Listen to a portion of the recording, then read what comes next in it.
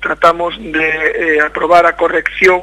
dos cambios que a Dirección Xeral de Urbanismo nos fixo a respecto do Plan Xeral de Ordenación Municipal, que levamos xa moito tempo tramitando, que se aprobou de maneira provisional hai un ano, pero que a Xunta de Galicia, pois, en varias ocasións a posteriori, pois, nos indicou procedementos diferentes que deberamos ir correxindo en algúns aspectos. Fomos correxindo e agora trata de convalidar todo isto que, ao mesmo tempo, os técnicos da Xunta de Galicia xa ven con vos ollos e están esperando que nos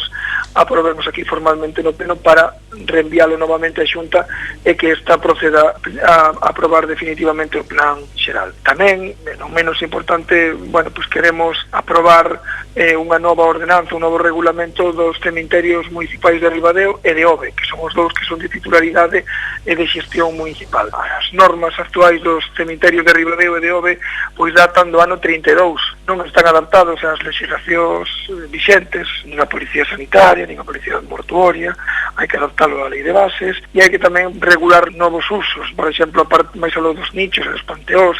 tamén plantexamos pois a instalación de columbarios, é dicir, se alguén pois quere incinerarse, depositar as cinzas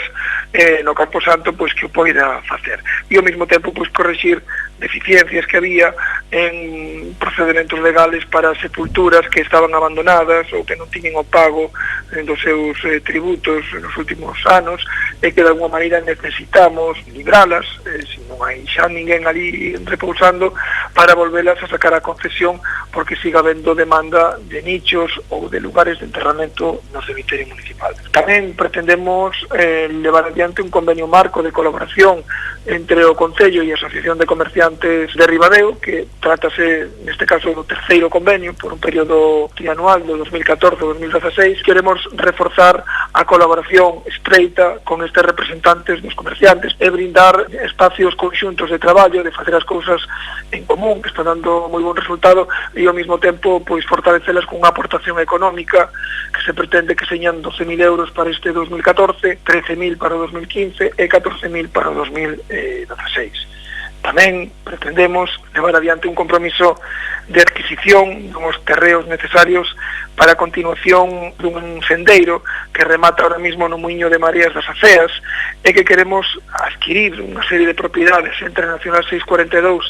e a margen da ría, os eucaliptales que hai por ali, para metelos nun proxecto que se está elaborando actualmente entre unha serie de organismos galegos e outros asturianos para metelos nun programa europeo, nun programa LIFE de sustitución de especies exóticas por outras autóctonas. Por lo tanto, queremos continuar esta senda que desde o punto de vista turístico está funcionando moi ben, que actualmente remata nos Muiños de Mareas das Aceas, e pretendemos consolidar todo este sendeiro hasta conectalo con partes da antiga vía do tren mineiro de Ribadeo a Vilaudriz. Parécenos que eliminar unha pantalla vegetal de eucaliptos sustituída por outra de frondosas autóctonas e ao mesmo tempo convertir ese espacio nun carreiro, como xa está feito nunha parte anterior, para que a xente poida ir paseando, correndo ou andando en bici, parécenos moi importante, e o compromiso que queremos levar de deixar un diñeiro para o presuposto de 2015 para adquirir estes terreos. Teño que decir tamén que hai un punto importante,